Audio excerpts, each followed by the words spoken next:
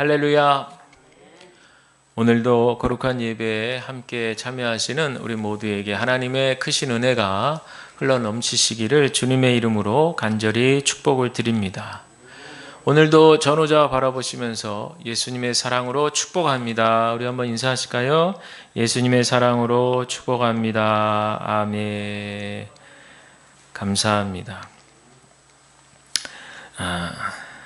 오늘 앞서 말씀드린 대로 이제 대림절 절기를 맞이했습니다. 오늘 이번 달 한 달 동안에 이제 예수님 이 땅에 오신 성탄을 우리가 축하하고 또 다시 오실 예수님을 기다리는, 재림의 주님을 기다리는 그런 믿음으로 이 한 달 소망의 절기로 그렇게 살아가시기를 주님의 이름으로 간절히 축복을 드립니다. 그런데 사실 우리가요, 뭘 기다린다, 또 누군가를 기다린다, 우리가 다 기다려보지만 사실 기다린다는 것이 그렇게 쉬운 일이 아니에요. 일상 속에서도 생각해보면 누구하고 밥을 같이 먹어도요, 누구는 밥을 빨리 먹어요. 속도가 빠르고.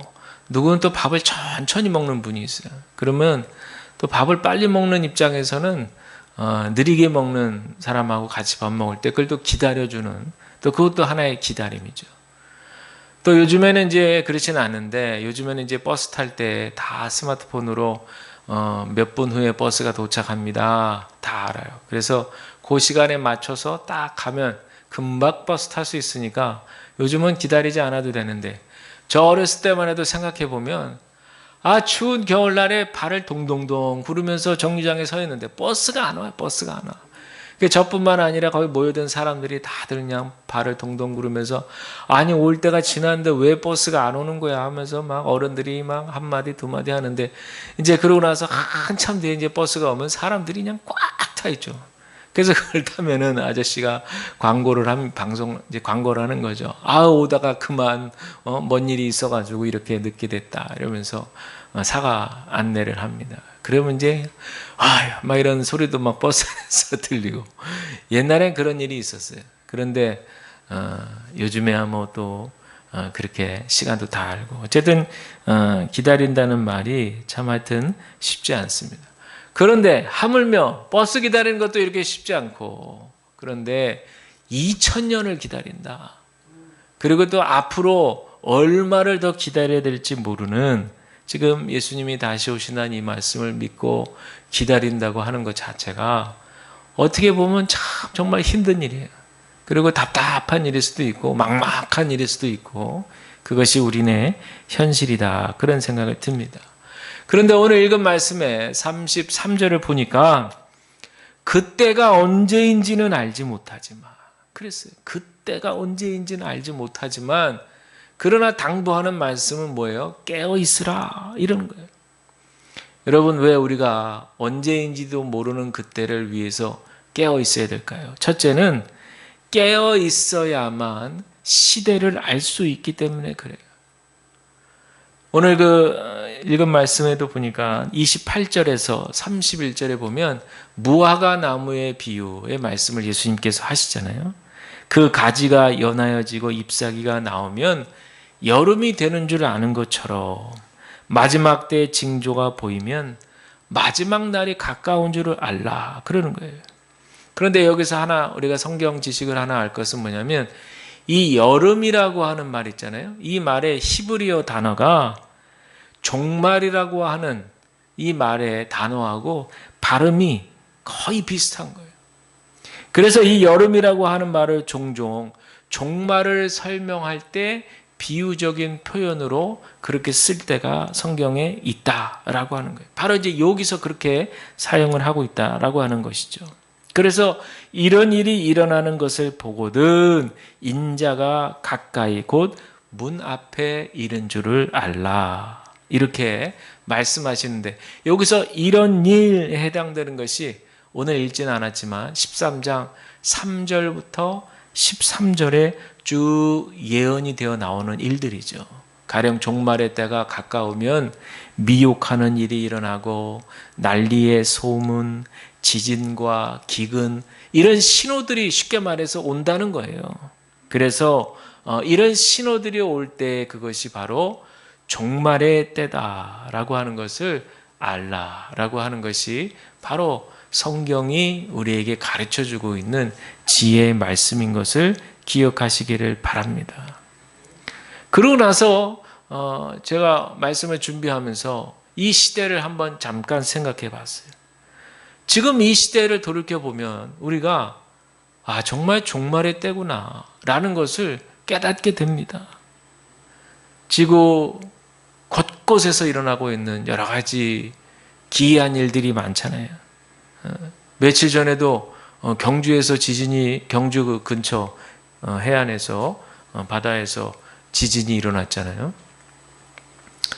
여러분 부산에서도 이제 감지가 되신 분들은, 예민하신 분들은 아마 감지를 하셨을 텐데, 제가 왔던 첫 해에 태어나서 처음으로 지진에 대해서 정확하게 느꼈던 적이 있었죠. 2016년도에 그때 아주 그냥 그때 5.2였나 하여튼 지진이 왔었잖아요.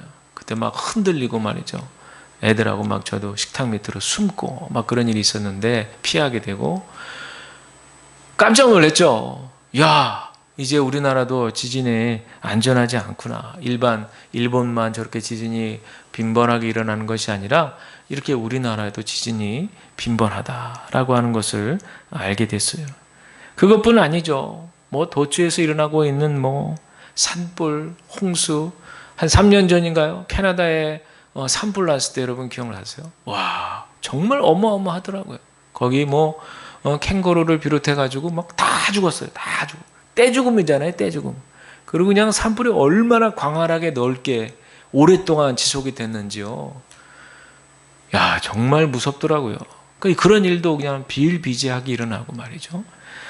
이런 여러 가지, 전쟁은 할 것 없고, 지진과 기근, 기후 이상에 따른 여러 가지 일들이 지금 지구촌 곳곳에서, 도처에서 일어나고 있습니다.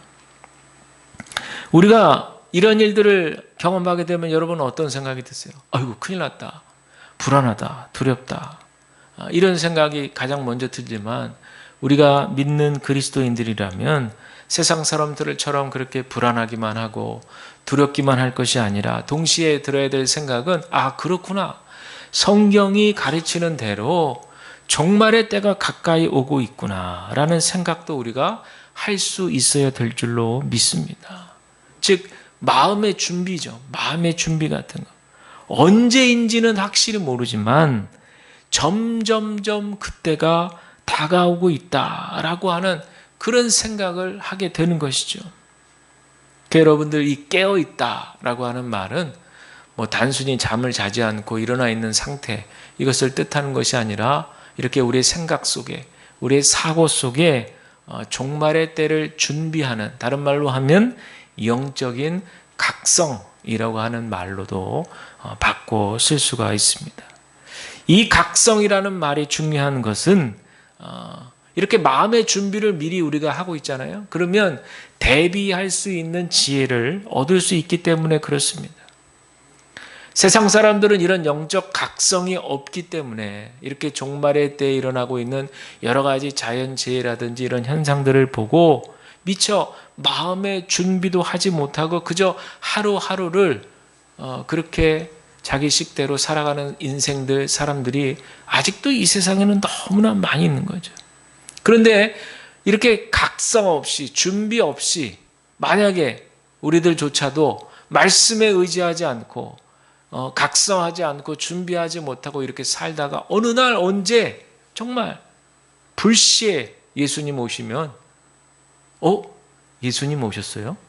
이렇게 될 수밖에 없는 정말 어이없는 일이 생길 수도 있다는 거죠. 상당히 난처한 일이죠. 이사야서 64장에 보면요. 이사야를 통해서 뭐라고 주님 말씀하시냐면 그날에는 기쁘게 공의를 행하는 자를 내가 선대하겠다. 그렇게 분명히 말씀하셨거든요. 그런데 그 당시에 이스라엘 백성들은 온갖 범죄함으로 주님의 진노를 초래했어요. 그래서 어찌 그들이 구원을 받을 수 있겠느냐. 이제 그런 말씀이 나오잖아요. 마찬가지입니다. 우리가 세상 가운데 정신없이 사느라 앞만 보면서 나의 어떤 성취를 위해서 뭔가 인생의 목표를 이루기 위해서 열심히 살아가는 것 중요하지만 우리 믿는 그리스도인들은 말씀에 의지해서 하나님께서 말씀하신 깨어서 시대를 분별할 수 있는 그런 지혜가 우리에게 필요하는 사실을 여러분들 기억하시길 바랍니다. 특별히 지금 이 시대가 어떤 시대입니까?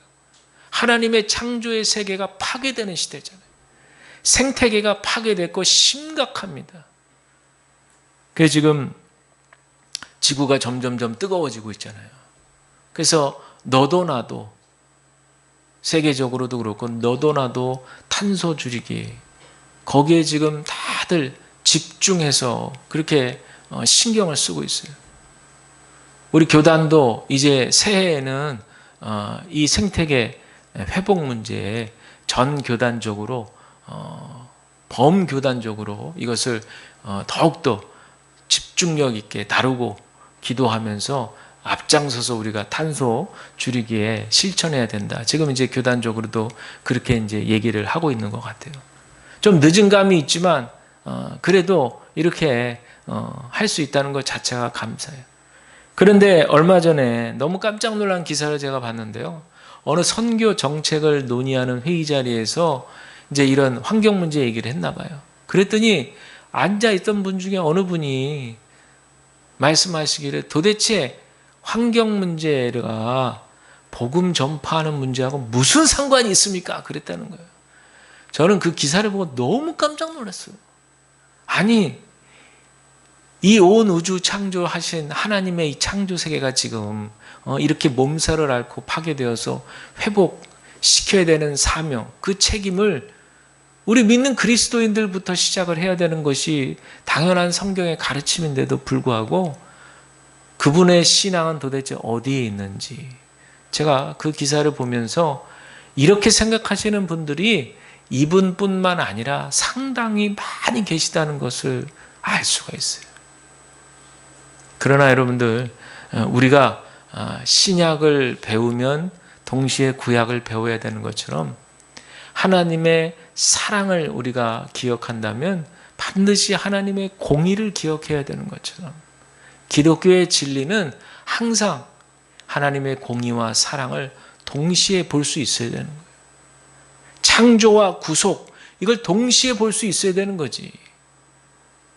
구속, 구원, 우리가 이게 중요하니까 이것만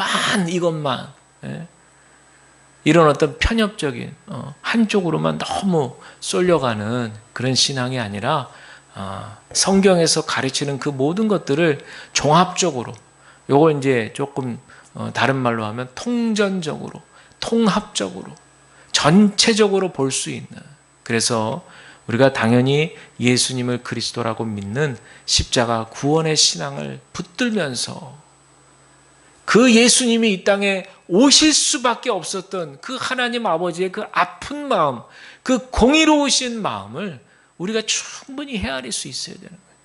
그래야만 예수님의 오신 그 사건이요, 기쁨이 되고 감동이 되는 거예요. 그래서 정말 지금 우리가 심각하거든요. 지구촌이 정말 심각한 건데 정말 저도 기도하면서 새해에는 정말 우리 교회적으로 이 땅의 온 교회들이 뭐 토를 달 게 없어요. 지금 이 시대가 정확하게 방향을 제시하고 있거든요. 거기에 우리 온 교우들이 힘을 합하고 이 땅의 온 그리스도인들이 힘을 합해서 이 일에 가시적으로 앞서 나가는 그런 모습을 보여야지, 이것을 뭐 정부 탓으로만, 정부가 다 알아서 할 것으로만 생각하고 그랬다가는 아무것도 되는 일이 없을 것 같아요. 정말 이 시대가 지금 어떻게 될 것인가에 대해서 영적으로 깨어서 우리 믿는 그리스도인들이 먼저 실천하는 열매를 거둘 수 있는 그런 우리 모두가 될 수 있기를 주님의 이름으로 간절히 축복을 드립니다. 사실 이렇게 교회들이 이 문제를 심각하게 고민하면서 함께 실천해 나갈 때 믿지 않은 사람들도 교회에 대해서 좋은 생각을 갖게 되는 거잖아요. 교회들도 저렇게 함께 이렇게 아픔을 같이 공유하고 있구나. 이럴 때 서로가 연대가 되고 함께 손을 맞잡을 수 있는 공통 이슈가 있어야 서로를 손을 맞잡죠. 그냥 일방적으로 당신들은 예수를 믿어라. 우리는 먼저 예수를 믿었다. 이런 식의 어떤 고자세에서 위에서 밑을 내려다보는 식의 그런 선교가는 씨알도 막히지 않습니다. 씨알도 막히지 않아요. 그러니까 정말 함께 손을 잡고 연대하는 마음으로 하나님 그 나라를 확장하는 마음으로 예수 그리스도의 마음으로 그렇게 다가가야 될 줄로 믿습니다. 두 번째는요, 그날이 언제인지 아무도 알 수 없기 때문에 깨어 있으라는 거예요. 그날이 언제인지 아무도 알 수 없어요. 32절에 그날과 그때는 아무도 모른다 그랬어요. 하늘에 있는 천사들도 아들도 모르고 아버지만 아신다 그랬습니다. 근데 여러분들도 주변에서 만나보셨는지 모르지만 이단들이 뭐라고 얘기합니까? 자기네들은 그 날과 그 시를 잘 안다고 그러잖아요. 성경에는 분명히 그 날과 그 시는 모르고 아버지만 아신다 그랬는데 어째서 이단들은 자기들은 안다고 그렇게 얘기를 해요. 뭐 신천지는 말할 것도 없고 옛날에 우리 어른들 기억하실 텐데 1999년에 지구 종말론이 있었잖아요. 그 사람들이 막 술렁술렁 거렸어요. 그 전에 이제 98년, 97년 막 이럴 때 진짜 이런 일이 일어나는 거야? 막 그렇게 생각하는 사람들도 있었고. 그래서 그때 뭐 또 한편에 이제 한참 회자됐던 그런 말들이 이제 철학가 스피노자인가요? 17세기에 얘기했던 내일 지구가 망한다고 해도 내일 지구 종말이 와도 나는 사과나무 한 그루 심겠다. 막 이런 말들이 막 돌기도 하고 말이죠. 다시 회자가 되기도 하고 막 그랬던 그때 기억이 저도 생생합니다. 그 당시에도 그랬고 뭐 그 이후에 이단들이 많이 나타나고 지금도 뭐 이단들 계속해서 포교 활동을 하고 있지만 믿는 우리 말씀의 근거에서 진리의 말씀의 근거에서 믿는 우리 그리스도인들은 진중하게 우리의 진리 대신 우리 하나님 말씀에 집중했습니다. 그리고 마음을 다 잡았어요. 물론 많은 이단들의 포섭된 사람들 또 실제로 이단들이 어떻게 포섭하는지도 저도 목회 현장에서 제가 가까이 보던 분들 중에서 그렇게 포섭됐던 분들도 제가 많이 봤어요. 많이 봤지만 그들은 어떻게든 알아내서 그 포교의 대상의 삶의 어려운 문제를 딱 파악하고 그러기 위해서 그 집안을 아주 그냥 몇 달 동안을 탐색하면서 이 집안에 무슨 문제가 있는지 식구들의 구성원은 어떻게 되고 어떤 고민을 가지고 있고 이런 거를 다 파악을 한다는 거 얼마나 치밀한지 몰라요.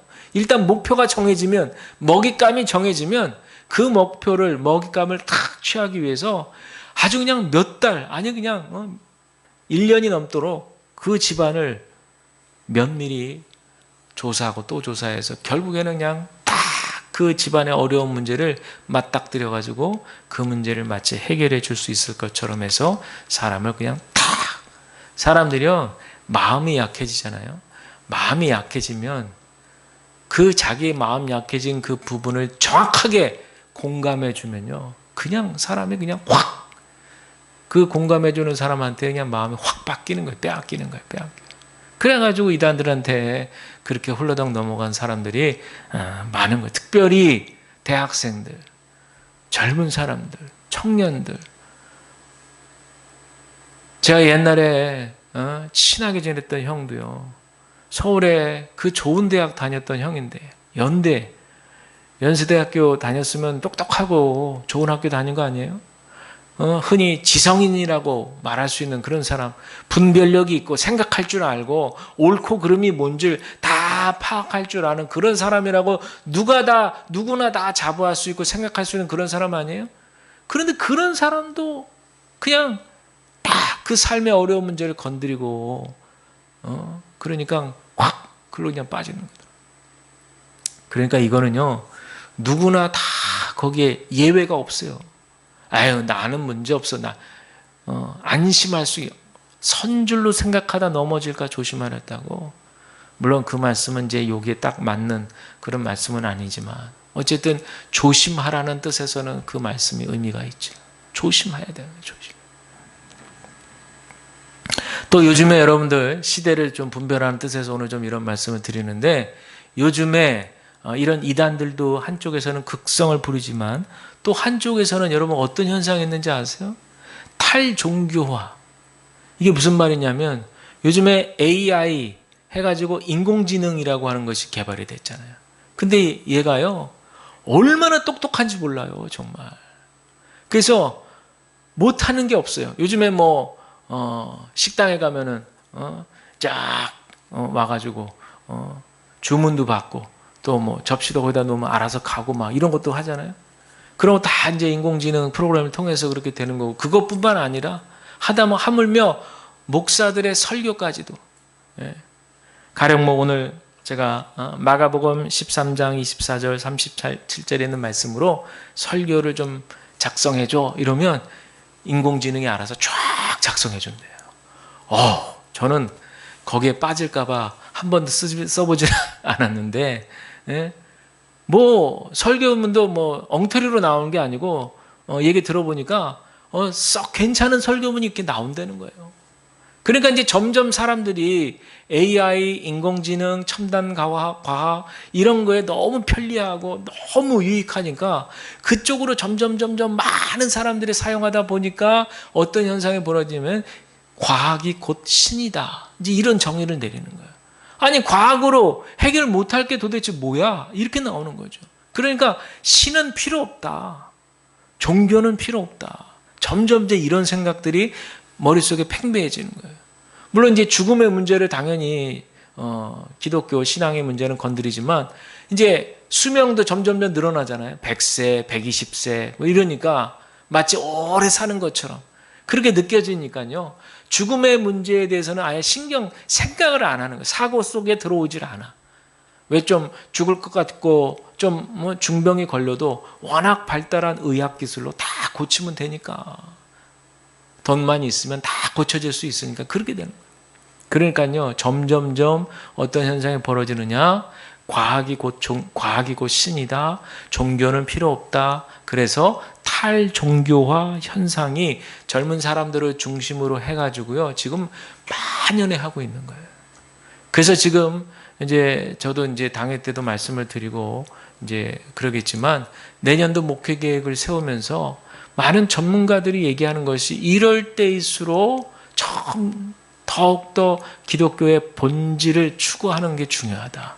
이제 그런 얘기를 합니다. 왜냐하면 그 본질의 가치를 놓치면 안 되니까.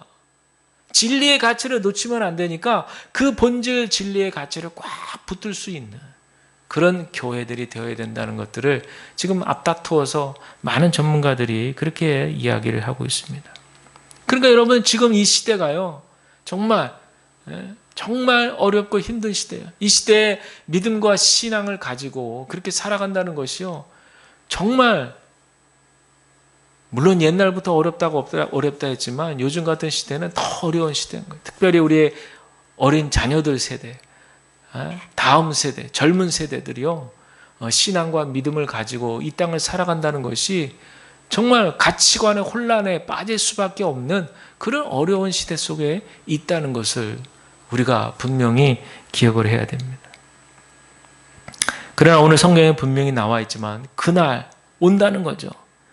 학자들마다 이 그날에 대해서 구체적인 의견들이 조금 다르지만 일단은 기원 후에, 역사적으로 기원 후 70년에 무슨 일이 일어났었냐면 예루살렘 성, 굳건했던 예루살렘 성이 멸망한 그날이 와요. 그런데 지금 이 본문 말씀에 등장하는 제자들이 살았던 시대가 이제 예수님이 33년에 승천하시 그 전이니까 그때로부터 한 세대쯤 지난 다음에 이런 일이 벌어진다. 지금 이렇게 예고가 된 상황이잖아요. 그러니까 학자들은 지금 대략 AD 70년경에 있는 그 예루살렘 성 멸망을 예고한 것이 아니냐.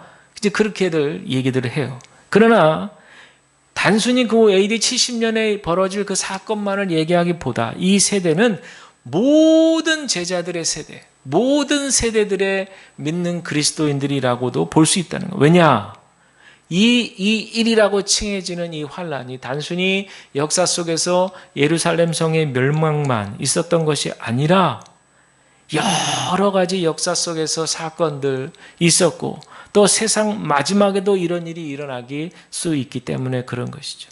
따라서 이 일을 겪을 이 세대를 모든 제자들의 세대다 이렇게 볼 수 있기 때문에 그날은 세상 끝에 종말을 뜻한다 이렇게도 학자들은 보고 있습니다.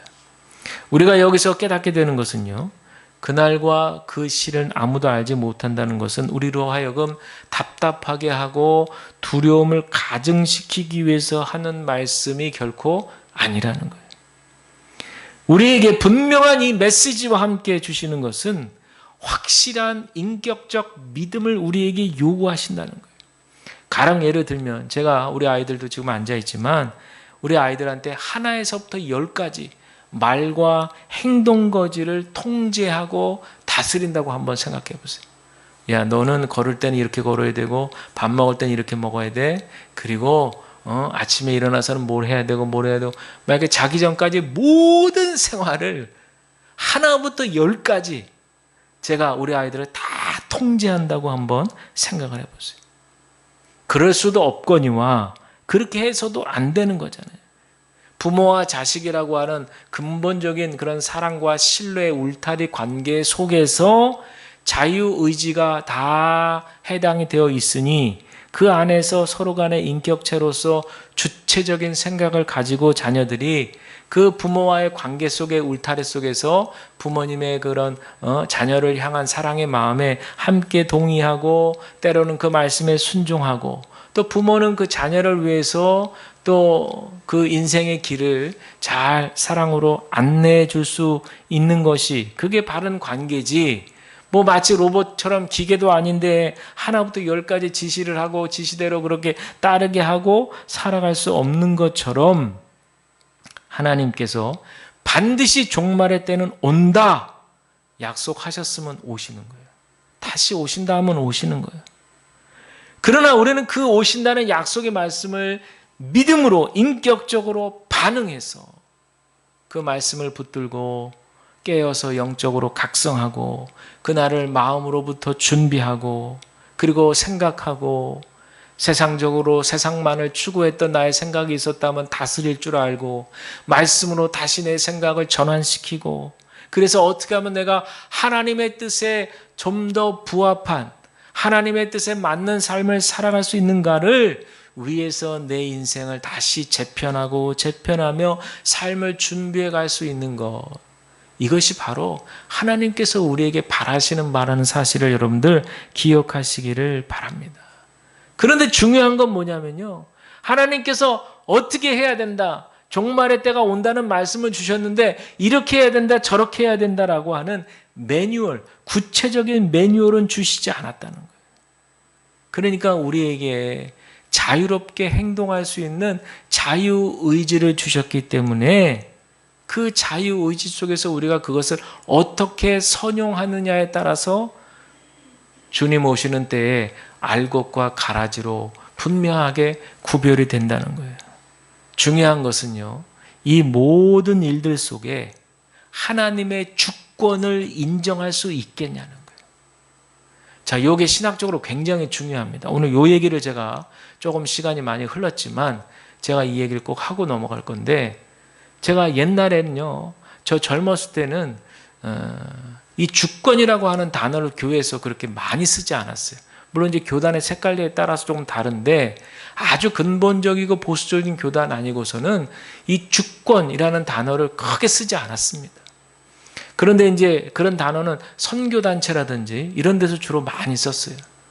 우리 어떠셨는지 모르겠지만 여기는 어떻게 신앙생활 하셨는지 모르겠지만 저는 하여튼 그랬어요. 그런데 제가 이제 목회하다 보니까 이 주권이라고 하는 단어를 이제 많이 사용하게 되는데 그 말은 하나님이 다스리시고 통제하시는 영적인 세계가 있다는 것을 인정하는 거죠. 종말론도 그런 차원에서 가깝게 보게 된다면 하나님께서 그렇게 말씀하시기 때문에 우리는 그 말씀하신 종말의 말씀의 울타리 안에서 그러면 우리가 어떻게 이제 앞으로 살아가지라고 하는 것들이 생각이 자극을 받아서 재편할 수 있는 것이 바로 하나님의 주권을 인정하느냐 그렇지 않느냐에 따라서 태도가 달라지는 거예요. 자, 여기에 더해서 우리 감리교회 구원론에 조금 오해가 있어요. 지금은 우리 감리교 제가 나온 신학대학에서도 그렇고 학생들한테 이 웨슬리 목사님의 감리교회 구원론을 아주 철저하게 가르칩니다. 그런데 제가 옛날에 다닐 때라든지 그 더 전 옛날에는 그러하지를 않았어요. 그래가지고 여기에 대해서 오해들이 좀 많았어요. 그리고 이제 타교단에서 좀 이렇게 공격하는 부분도 있었고, 이제 그 부분이 뭐냐 하면, 우리 웨슬리 목사님 감리교회 구원론은 선행적 은총, 선제적 은총, 하나님이 구원의 빛을 비춰주는데 모든 사람에게 똑같이 주신다는 거예요. 만민 구원론이에요. 그래서 이걸 받으면 어떻게 되느냐? 양심이 찔리는 일도 벌어지고, 이거 좀 잘못됐나? 이런 생각도 들고, 뭔가 이 세상에 보이지 않는 또 다른 세계가 있나? 신이 있나? 뭐 자꾸 이제 그런 생각을 하게 되는 여지를 주는 것이 바로 하나님께서 선행적 은총을 쫙 비춰주는 거예요. 요거는 아직 구원의 과정으로 이제 시작이 된 건 아니고, 이제 문을 막 열락말락 하는 그 초기 단계. 그런데 이제 장로교 예를 들어 좀 그렇지만, 장로교는 이제 구원받는 사람이 예정돼 있다, 예정론을 얘기하잖아요. 그러니까 예정론을 믿는 사람들은 나는 아무것도 할 수 있는 게 없고 그저 구원에 예정되어 있으면 난 그저 하나님의 은총의 선물로 받아서 구원받으면 끝, 이렇게 생각하지만, 이 감리교회 구원론을 잘못 오해하다 보니까 모든 사람들에게 구원받을 수 있는 기회를 주셨는데, 마치 내가 내 자유의사와 의지에 따라서 그래 저 구원 받습니다 해서 마치 그렇게 해서 구원을 받는 것처럼 오해를 했단 말이에요. 그런데 그렇지 않음을 여러분들 우리가 분명히 아시죠? 바로 거기서 선행적, 선제적 은총이라는 말이 중요한 거예요. 먼저 빛을 비춰주시는 거예요. 그래서 내가 뭔가 이렇게 죄악이 있구나라는 것, 막 양심을 찌르는 거 막 깨닫게 되고, 뭔가 이렇게 돌이켜보게 되고 반성하게 되고 말이죠. 그러니까 내가 좀 새로운 삶을 살고 싶다, 영생의 길을 걷고 싶다, 구원의 길을 걷고 싶다라고 하는 막 소원이 막 이렇게 몽글몽글 막 피어오르기 시작하는 거예요. 그렇게 돼서 구원의 문이 쫙 열리면 이제 어떤 역사가 일어나느냐? 회개가 일어나는 거죠. 회개. 이제부터 구원의 과정이 시작이 되는 거예요. 회개는 뉘우칠 회, 고칠 개잖아요. 그래서 여기서 주님께서 나를 위해서 내가 이제 알고 봤더니 죽을 수밖에 없는 죄인이었구나, 이걸 깨달았단 말이에요. 그러고 나서 예수님께서 나를 위해서 십자가에서 저렇게 피 흘려서 구원해 주셨구나 라고 하는 것을 받아들이는 단계, 동의하고 신뢰하고, 그래서 하나님이 이렇게 나를 사랑하셔서 은혜와 자비를 베풀어 주셨구나, 이런 거를 받아들이는 과정이 있게 되는 거죠. 그래서 폴 틸리라고 하는 유명한 신학자가 내가 하나님께 용납되었다는 사실을 내 스스로 용납하라 그랬어요. 이게 바로 믿음인 거예요. 이게 바로 믿음인 거예요. 그래서 우리 하나님은 우리가 잘해서, 우리가 뭘 잘났기 때문에 우리를 의롭다고 칭해주는 것이 아니라 바로 그 믿음을 통해서 우리를 의롭다라고, 아닌데 그렇다라고 칭해주는 거예요. 이거를 이제 의인화 이렇게 얘기를 합니다. 마치 이거는 죄를 지고 아버지 재산 가지고 도망갔다가 허랑방탕하게 다 쓰고 돌아왔을 때 분명히 아들한테 죄가 있잖아요. 그런데 아버지가 그 아들을 혼내지 아니하고 버선발로, 우리로 치면 버선발로 문 밖으로 나가서 아들을 꽉 껴안아주고 사랑해주고 다시 용서해주고 용납해주고, 그것을 받아들이는 것, 이게 바로 믿음으로 의롭다고 인정해 주는 거죠. 그렇게 해서 은혜를 받았잖아요. 이렇게 되면 이제 새로운 마음이 들어요. 나 이전처럼 살고 싶지 않아. 나 정말 더 하나님을 사랑하고 싶어. 내가 좀 더 잘하고 싶어. 이제 이런 마음이 내면에서 막 불같이 일어납니다. 그 다른 말로 하면 거룩해지고 싶은 마음이 막 일어나는 거예요. 분명히 이전과는 다른 삶을 살고 싶다는 욕망, 이거는 좋은 뜻에서 거룩한 욕망이죠. 이게 바로 신생이라는 거예요. 신생. 거듭남, 이렇게 얘기하는 거예요. 거듭남. 우리 감리교에서는 신생. 그러고 나면은 자꾸 자꾸만 잘하고 싶고 성장하고 싶고 이런 생각이 드는데 이게 바로 거룩해지고 싶은 욕망이다. 그래서 성화라고 합니다. 성화. 그래서 성결교 같은 교단은 이 성화만을 특화해가지고 성결해야 된다. 성화. 그쪽에 집중적으로 그렇게 추구하는 교단이 성결교단이에요. 근데 어쨌든 우리 감리교회는 이제 통합적으로 이거를 다 다루고 있는데 거룩해지고 싶은 마음이 막 드는 거예요. 그리고 이 성화의 과정이 점점 더 진보하게 되면 완전 성화를 추구합니다. 근데 여러분 여기서 완전이란 말은 우리가 보통 perfect, 완벽 이렇게 생각할 수 있는데 그런 뜻이 아니에요. 온전하다는 뜻이에요. 온전. 그리고 그 마음의 동기가 순수한 거예요. 불순물들은 다 제거되고 더 예수님을 사랑하고 싶고 더 사랑하고 싶은 마음이 자꾸 내 안에서, 그래서 내 안에 막 세상적인 찌꺼기들, 거짓, 탐욕 막 이런 것들 있잖아요. 이런 것들이 다 십자가 은혜로 씻겨져 내려가고 매일같이 또 말씀과 기도로 조금이라도 또 찌꺼기가 생기고 또 잡초가 자라는 것들을 또 뿌리 뽑고 또 찌꺼기는 또 제거하고 이러면서 더 예수님을 사랑하고 싶은 마음만으로 집중되어져 가는 과정이 바로 성화를 넘어서 완전 성화가 되는 거예요. 그러면 점점 영적으로 우리의 눈과 귀와 코가 열려서 하나님을 보게 되고 하나님을 듣게 되고 하나님을 경험하게 되는 과정이 바로 신생의 사건입니다. 여러분들은 자 여기까지 설명드렸는데 어느 단계에 와 계세요? 어느 단계? 한번 점검해 보세요. 나는 이제 선행적 은총을 조금 받는 것 같다. 막 양심에 찔리는 일도 있고 막 그런 단계에 있을 수 있고, 회개의 과정에 지금 막 돌입해가지고 막 그냥 눈물로 기도하고 있다. 이런 분도 있을 수 있고, 그러고 났더니 용서함을 내가 받아들이고 그러고 났더니 마음에서 막 거룩해져 싶고 막 거룩하고 싶은 욕망이 막 일어나는 거예요. 신생이죠. 그리고는 실제적으로 성화의 과정 속에서 지금 살아가고 있는 분들이 있어요. 그리고는 완전 성화까지. 자, 그런데 구체적으로 성화의 말씀드리면 성화라고 하는 것은 하나님을 더 많이 사랑하고 동시에 이웃을 더 사랑하는 마음이 막 일어나는 과정이에요. 그리고 이제 완전 성화까지 가는데 이 성화에는요, 웨슬리 목사님은 점진적인 성화가 있고 순간적 성화가 있다고 그랬어요. 무슨 말이냐? 점진적이라는 말은 여러분 아시죠? 조금씩 변화되는 거예요. 그러니까 우리가 예수를 믿었어도 일평생 주님 만나 뵈없는 그날까지, 개인의 종말 죽음을 맞이해서 주님을 만나는 그날까지 평생을 목표로 조금씩 말씀과 기도로 성화되는 과정이 점진적 성화예요. 그러나 웨슬리는 이런 과정도 있지만 한편으로는 성령께서 강력하게 역사하셔서 순간적으로 성화되는 때도 있다고 그랬어요. 순간적으로. 은혜를 세게 받는 거죠. 쉽게 말하면. 은혜를 세게 받는. 그래서 웨슬리 목사님이 그 당시 교인들한테 뭐라고 가르쳤냐면, 여러분들 기본적으로 점진적인 성화도 밟아 나가시지만 강력하게 기도해서 이 순간적인 성화도 경험할 수 있도록 하십시오. 이렇게 가르친 거예요. 무슨 말씀인지 이해가 되시겠어요?